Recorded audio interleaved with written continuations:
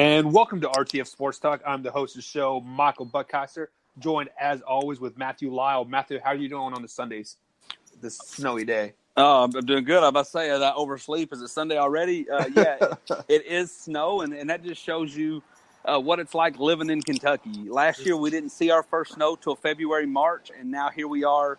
This is our second or third snow of the season, so who knows what we're in for. And hopefully we get about 15, 16 foot. That would be awesome. I'm going to need you to leave the entire area. Okay, and speaking of never seeing snow, Billy Hatton down there in El Paso, Texas. How you doing today, Billy? Hey, it's crazy. We get a little snow, only for probably about a couple hours, maybe a day or so. But I knew it's starting to get cold because as I've had so many knee surgeries, I felt it last night. My knee was hurting. I felt like my grandmother or something when she used to say my knee hurt, so it must going to rain. And I felt it starting to get cold here. So maybe we'll get a little bit of snow. And as Billy just put himself in that age category of no return there, let's go and get started on today's show here, guys. Last night, the Texans did defeat the Titans. Looking for the score here. The score here was 34-17. The Texans pretty much just dominated that whole game. So Matthew, I'm going to ask you a question. Are the Texans for real, or is this all just smoke and mirrors and they're a first round exit? Well, I mean, I think you can have two of the three things you said there. I mean, they are real. They have a solid defense. They have some decent scoring options. I don't think they're smoke and mirrors. You're not seeing this done by a bunch of fake punts and silly plays.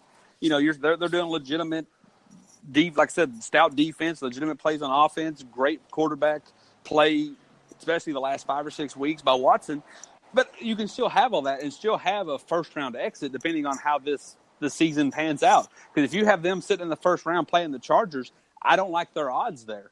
They're a solid team, and like we talked before, that they're finding ways to win. They just don't know how to win yet. I was thinking of this the other day. They are new homeowners. They know how to paint the walls, change the light bulbs, and fix some fixtures. They're not ready to start redoing roofs and foundations. They're not quite ready there yet.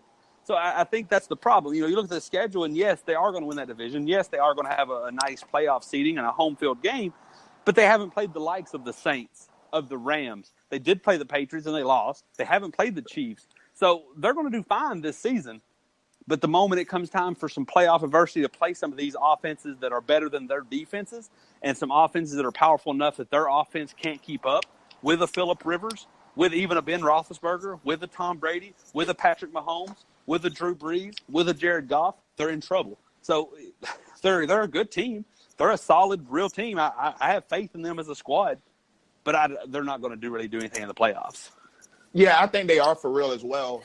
But I don't think they could possibly win, a home game. But as Matthew alluded to, they could draw the Chargers, and that could be a tough matchup for anybody in the AFC. Let alone a team that's still kind of young and still trying to get stuff together there. But are they going to win their division? Yeah, of course. I mean, they are by a long shot. The Colts are coming to be a good team. Maybe they'll sneak in to get a wild card. But I think the Texans are doing so much good stuff on offense. Deshaun Watson is feeling himself. Demaryius Thomas, as I said on yesterday's show, he's starting to get acclimated into the offense. Caught 2 touchdowns yesterday. This team could be a problem, but I just think they 1 year too early. And in this day and age of these high-powered offenses, yes, I do think Deshaun Watson does have the potential. And with having Hopkins out there, when they get Fuller back, with those weapons, they can have potential. I like Bill O'Brien as an offensive mind. But if you look around the league, Jared Goff and Sean McVay, year 2. Patrick Mahomes is in his first year starting, but he was there an entire year last year with Andy Reid. Deshaun Watson got hurt. Carson Wentz, second year. Carson, you see it almost with Mitch Trubisky. This is his first year with Nagy, if I'm not incorrect. Yeah, correct. So I look forward to Trubisky and Watson next year after they've had one entire season under their belt with these great offensive minds to take that huge step. So if you ask me next year, do you watch out for Houston Texans? I'm going to say absolutely. But yeah, unless they somehow get to play the 6th seed, or if it's the Ravens or the Dolphins, because I don't really trust them. There's a couple teams I don't trust Deshaun Watson to keep up with, and I don't even know if the way Andrew Luck's playing, I don't know if he can keep up with that offense. We've already shown our doubt against the Chargers, and if they pull off those wins, then you either find yourself going to Kansas City or New England, and I definitely don't like them in either one of those spots. Now, I think they have a little bit better chance against the Colts, and that's only because the Colts depend so much on Andrew Luck and that pass rush that Houston have. Watt, Merciless, and Clowney, I think they can do some things. They have Honey Badger, so they have some playmakers on defense that I think that'll be able to compete with the Colts. Although it still won't be an easy game. The good thing that it'll be is they'll be hosting it. But, it's still going to be a tough matchup, but I think they'll be able to match up a little bit better with the Colts rather than, some of these other teams that you and I both believe is just no chance they'll win against. And at this point, with them, the way the AFC is looking, it's merely luck. Because if you look at the remaining schedule for the Patriots, for the Steelers, for the Chargers, it can be up and down. So if there's a way that the Texans could get the 3 seed and still end up playing the Chargers in the 6 seed. It's not very likely, but there's still a way. Maybe the Texans lose and get that 4 seed, and they mess around, and the Chargers have that 5 seed. So it's the Chargers are losing Melvin Gordon for 2 to 4 weeks. They say with an MCL sprain. Right. They said at least 2 weeks for sure. So then that 3rd week they're on a short week. Or if they win out, maybe they can find themselves in the 2 seed. But I still don't like either way. It still doesn't look promising. Yeah, it has them running into a buzzsaw one of the 2 ways. So I just can't know. Even if they got the 1 seed, I think Patrick Mahomes and Tom Brady could easily come into that dome in Houston and make some noise. So there's nothing that really gives me faith in them as a team this year to win it. But I like who they are as a team, and if they can get these young guys under contract and healthy, and they can keep these old guys safe, I think they have a bright future. Okay, so looking forward at the playoff picture in the AFC, Houston is currently sitting at the 3rd seed with the 8-3 mark here, and the 6th seed right now is the Baltimore Ravens at 6-5. But teams that are in the hunt, you have the Colts, Dolphins, Cincinnati, the Broncos, and the Titans as well. If you were Houston right now, who would you want to play out of those teams? Who do you think gives you the best shot of making it to the 2nd round of the playoffs to play your next game, Matthew? Well, obviously, I mean, of the teams you gave me, there's some teams that I think have really played themselves out of it.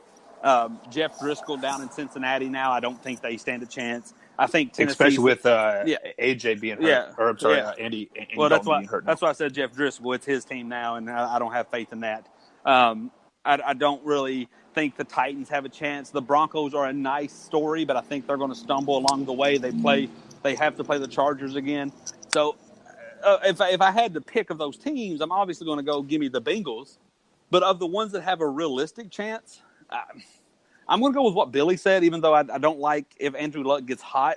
I think that the Colts' lack of defense would give them a really good shot. Of teams that legitimately have a shot to make the playoffs and closing out strong, I like the Colts, that defense, and Deshaun Watson really able to make some noise on that, while the pass rush of the Texans can hopefully neutralize Andrew Luck in that passing game.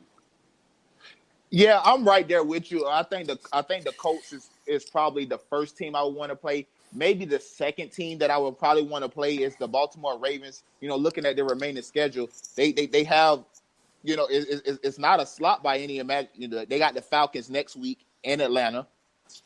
Then they go play the Chiefs at Arrowhead. Then they play the the Buccaneers. I'm sorry. Then they play the Chargers in L.A. And then they finish off with the Browns at home.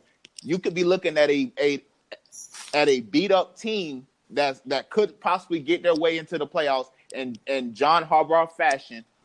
So right now, for me, I think the Colts is probably number 1 because I think you match up a little bit better because the Colts' lack of defense and the lack of their run game to control the clock. That is all Andrew Luck. and then the Baltimore Ravens, who could possibly still be having Lamar Jackson in there. So you have no passing game. Everybody can just, you kind of like what Romeo Cannell did yesterday to Marcus Mariota, where you put that spy there for Lamar Jackson. So I'm thinking the Colts or Baltimore. All right, guys. So moving on to the next question here. It's got to do with those Baltimore team here. Lamar Jackson had another fabulous game while Joe Flacco is healing that hip injury that he has. So the question is going to arise here: should the Ravens stick with Lamar Jackson moving forward, or should they put in a healthy Joe Flacco to finish out the season? Matthew, I'll start with you. Well, first off, let me say that I'm pretty sure Billy would agree. You are playing fast and loose with the word fabulous because, I mean, he had a decent game against a very bad Oakland Raiders team. But, Patrick Mahomes and Baker Mayfield last week put up fabulous games. And he has a slight hamstring injury as well. So, see, that's your problem. When your skills, when your main skill is athleticism, small injuries make you normal. Me and Billy had the same conversation with Zion Williams. So, but the fact remains with this team, it doesn't matter. You can pretty this certain pig up all you want, but the fact remains, if they're going to win anything, if they're going to make a playoff run, if they're going to win a playoff game, it's going to come on that defensive side of the ball. The quarterback really doesn't matter because you have Joe Flacco, who I don't think is that good, and you risk going with him, or you go with Lamar Jackson, who might bring some more excitement. But every game he plays, every snap he takes, every play he runs, teams are getting more film on him. When you start getting down this stretch and teams have 4, 5, 6 games or game worth of film, I think you're going to see Lamar Jackson really struggle. So I don't really think it matters. The defense is all that's going to matter if the Ravens do anything. I don't even actually have them making the playoffs, but I think they're just the skid they're on is just too much to overcome. And to Billy alluded to their tough schedule, I don't think they're going to come at that looking good. I actually think it's going to be more of the Colts, who have a pretty manageable schedule, and they're playing really hot right now. So I don't think it really matters what the Ravens does. It's all defensive based, but it's not going to be enough. Yeah, Mike. Fabulous was definitely a stretch, and I'm glad Matthew caught that. But then to Matthew's point, we had literally just talked about this about Zion. When your only skill is being, athletic, you can't afford any lower leg injuries. That is so now you're going to take probably an explosive quarterback now and make him pretty regular. He has 2 touchdown passes in 2 games, a little over 400 yards. That he's been getting it done with his running game. You've seen the stats, the most rushing yards for a quarterback through a 2-game stretch of his career. That's what he does.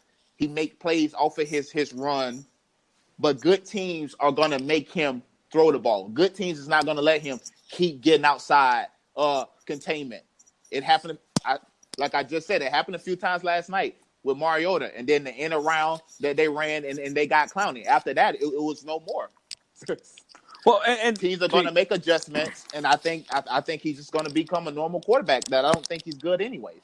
And to your point, great point with the Mariota comparison, because you look at Mariota's numbers, they don't look bad. I mean, he only had 1 incompletion, 2 touchdowns. But the problem is he made passes, and I'm not saying this is what he intended, but he made passes that made himself look good. So when Lamar Jackson gets to playing those defenses that's figured him out, he can either make 1 or 2 types of passes. He can make the passes that help him out as a player and as a stat, where he goes 10 for 10 for 120 yards and 1 touchdown maybe, or he can make stats that are going to help his team win, where he actually tries to push the ball down the field, which, let's be real, is going to turn into interceptions, and he's going to end up going 7 for 20, 2 touchdowns and 3 interceptions. So he can. Yeah, he lollipops the ball a lot. I've seen a few down the sideline where it seemed like he's like hoping that it get there.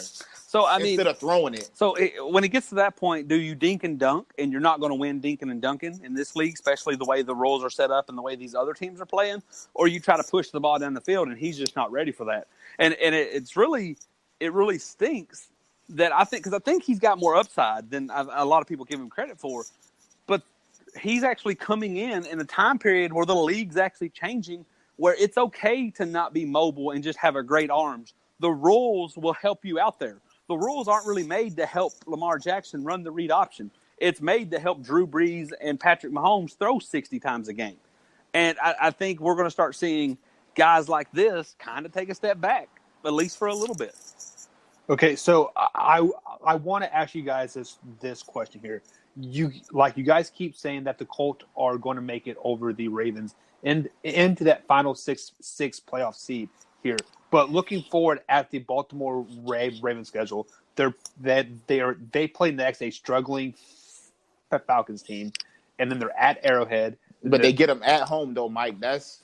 Yeah, you're right. And then they play Tampa Bay, Chargers, and then the Browns. What is your guys' record that they have in those final 5 games here? I think they go 2-3 at best. Okay, so they go 2-3. That makes them 8-8 on the season. Now, if you go back over to the Colts here, look who the Colts play. They play a Jaguars team that's on the verge of getting just cracked, just horrible. Then they have Texans, Cowboys, Giants, and Titans. What's the record of you have the Colts going there those final 5 games? 4-1 at worst. So who do you have them beating then? I got the Colts. Yeah, I got the them. Colts. I think they're going to demolish Jacksonville. That team has given up. They've actually given up on their quarterback. So Right. they're going Castro. We'll talk about that in a later segment. I think they demolished that. I think we already seen them demolish the Titans once. I think they're going to do that again. I think the Texans are going to come crashing to reality. Now, like Billy, I like their chances against the Colts in the playoffs. I don't like their chance against the Colts in the regular season right now because I think the Texans are built to have one big collapse, just one game where they just come out there and lay a goose egg. What was the other 2 games you said there, Mike? They had the Cowboys after the Texans, and then they had the Giants. I don't trust either of those teams. I think both those teams are going to collapse too and allow the Eagles to win that division. I don't like Cowboys, and I don't like – the only team I actually have the Colts losing to is the Texans, and because I think one of those teams is going to collapse in a one-game scenario against each other. I just don't know which it is. I don't trust Dallas at all. I don't trust Dak at all. I think the Giants pretty much had – me and Billy talked about this yesterday. The Giants had their dreams just ripped out their chest when they blew a 19-0 lead over the Eagles. So I have no faith in them. So the only team I think that could compete with this Colts team and the way Luck's just zipping around everywhere is the Texans, and that's only one game. And Billy, do you have much of the same thoughts? So the Colts, I got them beating the Jacksonville Jaguars. That team is a mess. Leonard Fournette is suspended 1 game for what he did on Sunday. I got them beating the Texans. Matthew, your point was the reason why I got them beating the Texans because I think, the Texans already know that they're probably going to win that division. They're probably going to get in. They're going to get to host a game. The Colts are still going to be fighting. They're still going to be clawing to get back in there. You're going to see your very best Andrew Luck. So I got them beating the Jaguars and the Texans. I got them losing to the Cowboys. I got them beating the Giants and beating the Titans right now. So either way, whether Billy's right or I'm right, they're 10-6, much Right. better record than the Ravens. So with that 10-6 record, wouldn't that kind of put them in the driver's seat to win that division? No, because I think the Texans are going to win with 11-5, 12-4. I think the only game the Texans probably lose is that Colts game. Is that Colts game? Yeah, because they got the Browns next. Yeah. They got the Browns next. Then they got the Colts. Then they got the Jets, the Eagles, and then they finish off with the Jaguars. At best, I'm going 11-5 for the Texans right there. All righty, guys. As always, great points there. So let's move on to those Jacksonville Jaguars. They fired their offensive coordinator earlier this week. Leonard Fournette is suspended for a game for fighting versus the Bills last week as well. And then they had benched Blake Bortles as well. So Matthew Lau, is it time for the Jaguars to just basically blow up their team and start over from scratch? No, it's not. And the reason it's not is because I'm not hearing anything that surprises me. This would be like me going to buy a house from you, Mike, and you said, now, Mike, I'm going to warn you, the roof leaks. And I'm like, that's no big deal. I'll buy the house and fix the roof. And then I call you a year later and say, hey, man, you sold me a bad house. The roof leaks. No, you told me the roof leak. I knew the roof leak going into it. The only thing on here that's been bad, other than the defense giving up on their quarterback, is the bad quarterback. So them replacing Blake Bortles shouldn't be news to anybody, because when this team became a thing, when everybody said, oh, this team can win the Super Bowl, the asterisk was they had a bad quarterback. That hasn't changed. As far as Leonard Fournette goes, I mean, he's been injured and he got some trouble with the fight the other day, but that's the bad part about running backs, especially one they drafted in the first round. You're not going to get any value out of trading him. You're not going to get a first round out of trading him like you gave up for him. Your best bet is just hope he fits into the system with your next quarterback. That defense is still young. Me and Billy did talk a little bit about Jalen Ramsey and his happiness over there. But I think if you can make a move, get a legitimate quarterback, you got young weapons, you got a young defense. No, you don't blow it up just because you already knew you was going to need a new quarterback eventually. And I'm surprised they waited this long to make a move. Yeah, I agree with everything. Blake Bortles has always been the problem. I've said it before. When they gave him that contract, I said it then. I knew they were going to regret it.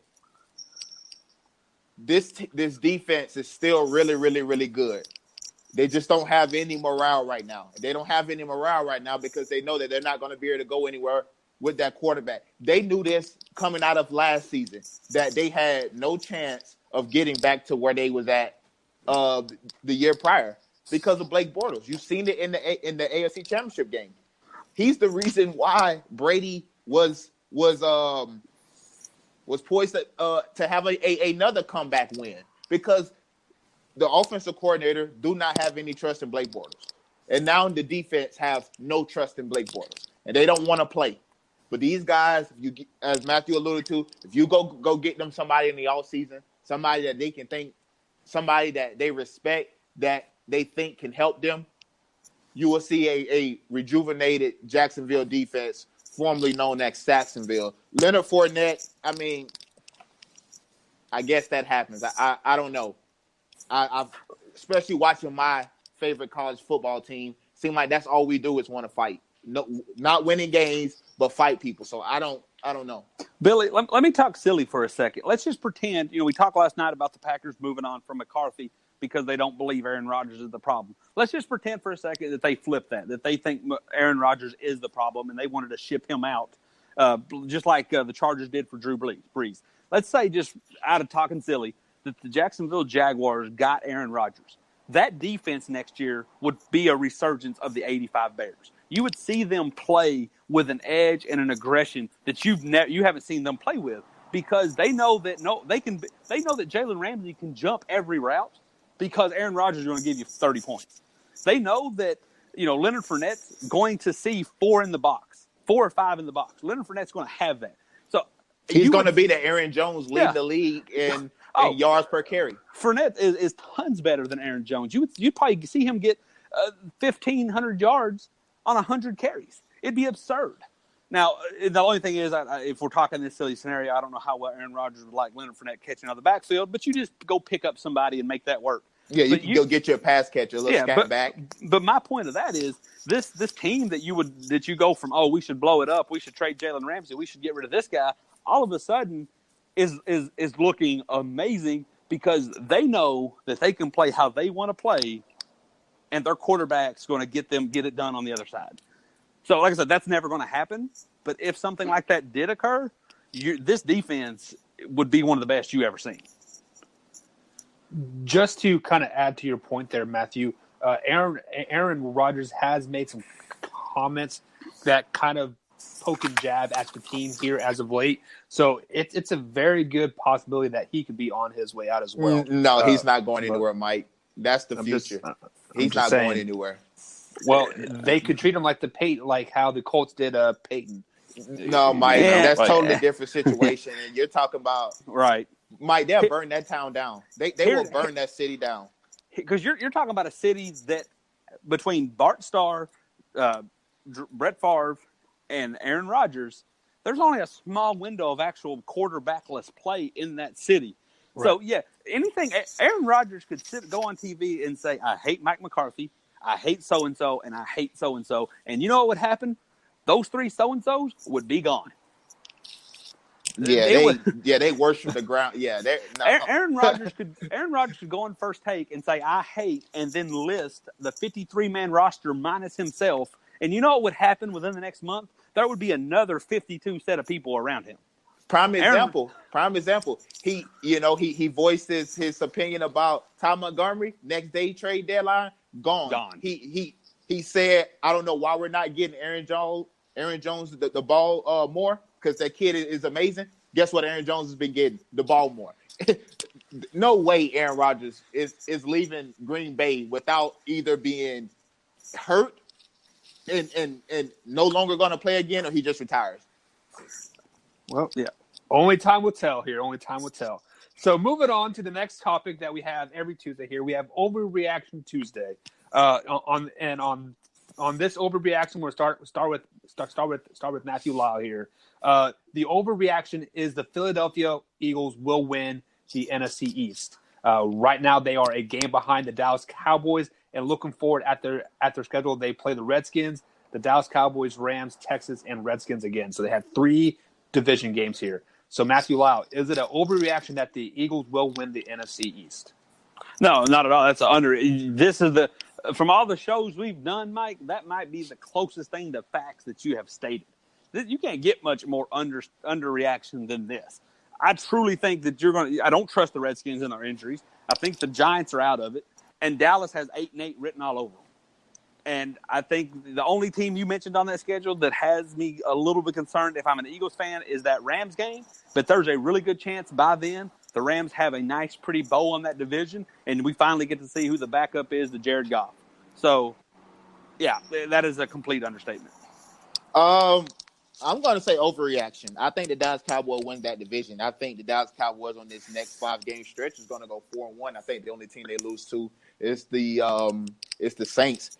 I think they beat the Eagles. I think they beat the Eagles at home. I think I already said earlier that that's the one game the Colts is going to lose, the Cowboys. Then they got the Buccaneers in Dallas, and then they got the Giants at last game of the season. Now, Giants has been known to play spoiled to that, but I think the Cowboys this season, I think the way everybody else is set up, I think they go 4-1 down this stretch.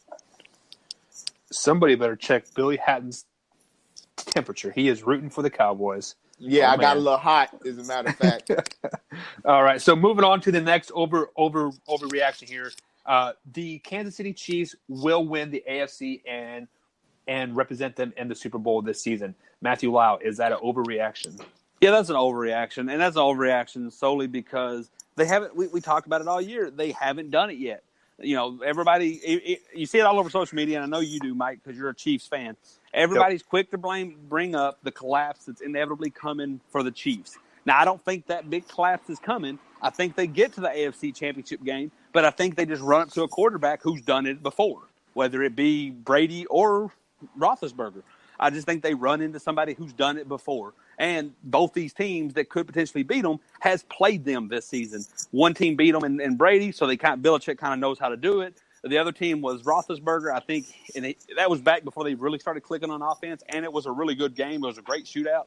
So I think both those teams would get in the way. Now, next year, ironically, me and Billy talked about this last night with Mike McCarthy. I think what ends up happening is the Packers fire McCarthy at the end of this year. McCarthy makes his way to the Chiefs because him and Andy Reid got that history. Yeah, Andy Reid's still going to call the plays. He's still going to be that offensive guru to Patrick Mahomes. But you get a veteran coach such as McCarthy in that locker room watching film.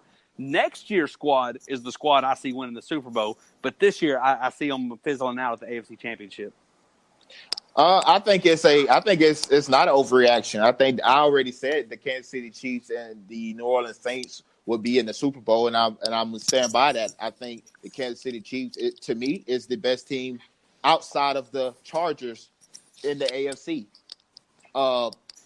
Brady, they got a nice team, but it seemed like for me this year, they don't have that spunk yet. The Pittsburgh Steelers not having Le'Veon Bell will come back to bite them. I tweeted this out after the game on Sunday. I guarantee you if they had 26 in the backfield on that play that Big Ben threw the interception on, I guarantee you that would have been a run with Le'Veon. and then a throw on fourth down with Big Ben. They have James Conner. Yeah, he's been nice, but this team is not a very good run football team. James Conner is breaking the records. Oh, he's doing this, he's doing that, but that team is still 26 in the NFL in rushing. That's not very good. And I guarantee you, if Le'Veon Bell was there, they wouldn't be in the 20s. So I think not having Le'Veon is going to hurt the Steelers. So I think the Chiefs is, to me, the best team. I think they represent the AFC. All righty, guys. And moving on to the final overreaction of the day here. The Browns will win the AFC North in 2019. Just for some stats here, the end of the last two games, Baker Mayfield has gone 36 for 46 for 474 yards and 7 touchdowns and no interceptions. And coinciding, that is when Hugh Jackson was let go from the team. So overreaction. The Browns will win the AFC North in 2019. Matthew Lyle.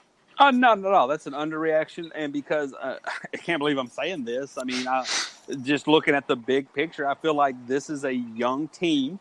The Browns are a young team. They know who they are. They're trying to gel and get all the pieces in the right place. They have, Billy talked about the Chiefs potentially. He thinks they are. I could say they got potential to be one of the top teams in the AFC. The man that is partly responsible for putting that together is the GM in Cleveland. So I think he's going to keep adding good pieces to build this. And then you look everywhere else around them. The perennial power has been the Steelers. They're getting older. I fully believe Le'Veon Bell will never don the black and yellow again. Ben gets a year older. It's starting to the power's starting to tip between Antonio being the best receiver and Juju being the best receiver on that team. So I think they got some changing to do. Cincinnati, I would never bet on them to win a division. And then you look at Baltimore, I don't really have much faith in them. That defense, certain pieces of them are starting to get older. They already admitted they're going to be trying to find a new coach. They're going to be trying to figure out that quarterback carousel next year. The Browns seem like the most stable team, and if they can knock this hire out of the park for their new head coach, I think they're poised to absolutely win it next year. Yeah, that's not an overreaction. I said it this year that I thought the Browns would win 8 games, and right now I wouldn't be if stuff had went the right way, which things usually don't. That's why it's called life. The Browns would be on their way to another 8-win season already. Right now we 4-6-1. We shouldn't have tied with the Steelers. That should have been a win.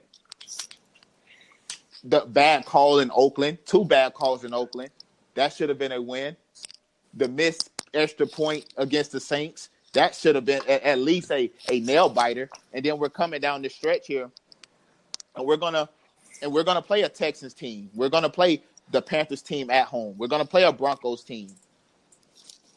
We're gonna play a Bengals team again. So and then we finish off with the Ravens.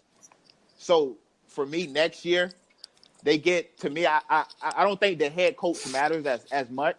I just think you have to get somebody that Baker likes, somebody that Baker relates to. You heard what he said in the press conference. They just got people calling plays that they believe in. That's for Baker. That's all he needs. Because unless that head coach is offensive oriented, then knock the head coach hire out of the park. But we've seen bad head coaches get bailed out by good coordinators. All righty, guys. You guys heard that here first. Cleveland Browns are playoff bound in 2019. So let's go ahead and move on over to the amateur rank here, guys. With the college football season starting to kind of end, only got championship week left, and then the bowl season starts. Are you guys okay with players sitting out their conference championship game and their postseason games to protect themselves for the draft and beyond? Matthew Lyle, start with you on this one. I mean, absolutely. If you listen to the show on Thanksgiving Day, I did a rant on this. I think absolutely the players do so much, and for these programs, they're the reason that they're winning. It sure isn't the old people, the alums. They're not doing any winning.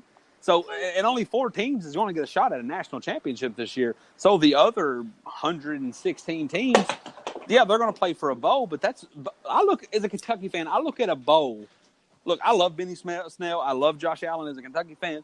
But when I'm watching this bowl in a couple of weeks, I'm looking that's making me look towards 2019. I'm looking at guys of the future. We're not going to hoist an championship this year. We already know what Benny Snell and these great guys are going to do. Let them, if they want to sit out, let them go ahead. They have earned it. They have done enough for these programs. And we've talked about it enough times, and I'm not going to keep harping on it. College is for you as an individual and as a youth to develop and set yourself up for a career, whether that means in the classroom or on a field or in a stadium. You are setting yourself up for the rest of your life. The 4 years of college, the 3 years of college, or in an NBA standpoint, the 1 year of college, the takeaway is the next 20 of your years of your life is set up, and you're in the best position to be successful. So if this means you set out, and look, it's not even like you're setting out part of the regular season, and because I had this discussion with Kentucky fans, if Kentucky's bowl will be at the end of December. If Benny Snell and Josh Allen wants to set out that bowl game, that means today they beat Louisville 56-10. That means today they can go meet with an agent. They can go meet with sponsors and advertisers. They can go start working out in California and New York for the NFL draft. They get a whole entire month early to prep their bodies, minds, souls, and environment for their future. I have absolutely no problem with it. Yeah, I'm right there. I don't really care because we don't care when, players get cut and coaches leave and go to different teams. We don't care about any of that stuff, but then everybody gets all outraged because a guy is not playing for your favorite team. Like, I don't care. Kind of like what Todd Gurley said the other day. I don't care about no fantasy on it. Like, I don't care about your fantasy that you love seeing me go out here and play when I'm trying to go get some money, when I'm trying to provide for my family. And, so we never have to worry for anything again. So, I mean, Matthew laid it out beautifully. I agree with everything. All right, guys. And if you want to hear my take on that, just go ahead and listen to the Just for Clicks podcast. And I am on the 100% opposite side of both of those guys' opinions here. But that is today's show here. And we're going to end it with a rant from Billy Hatton. Billy, the floor is yours. I wasn't going to do this, Mike. I was going to do it yesterday when me and Matthew did the show, but then I was like, no, I'm not going to do that. So I ended up asking a question to end the show. It kind of ended kind of nice. And then I thought about the rant today, and I'm like, I don't want to do it, but I am, because it's honestly sad that we still see this in 2018, and I shouldn't be surprised about it. But as both of you guys know, I've been on the we should fire Willie Taggart. I don't like Willie Taggart. He's not a good coach. Blah, blah, blah. But I seen a photo the other day on Twitter. I was browsing through Twitter. I was on one of the Knoll pages, and I see a photo of Willie Taggart like Photoshop into a picture where he's hanging from a tree. And for me, I get it. You're passionate about your football team, but certain stuff is just crossing the line. You can say you don't like them. You can say you hate them. You can say you don't want them in Tallahassee. Say all that stuff. But when you start doing stuff like that, it's starting to cross the line. And I say I shouldn't be surprised because I'm from Florida. I've been victim of this stuff too many times that I can even count. But still today, for over a football game, we're still doing childish stuff like this. I don't understand it. Billy, that's a great point, and I never want to speak on something that I've never experienced. And you wish that these things weren't 2000. It's 2018, guys. Let's be open-minded on stuff, on everything. Whether things we're not even talking about, just be open-minded about it. But I hate to say it, but 2018 is the way of the coward, man. If you can hide behind a screen and make something, you're going to do it. And it's a disgrace, and I hate it. But that's as much as we love the internet. Look, Billy, look what we're doing. We're doing something we love on the internet because of it, and we're getting viewers and listeners. But with every upside we bring like this, there's some idiot, some coward hiding behind a screen, saying whatever he's thinking, knowing that there's no repercussions. Because I guarantee you, he would not walk into Florida State football field and say that and do that and show that picture. Definitely wouldn't. All right, guys. That's a great ending point there, Billy. Just, I mean, I'm not going to speak on it because everything that Matthew said, I agree with him 100%. But as always, guys, thank you for joining into the RTS Sports Talk podcast here. Be sure to go ahead and follow the podcast and share this with a couple friends. Help us grow here as well. And we'll be back Thursday morning at same time, same location. We'll catch you guys then.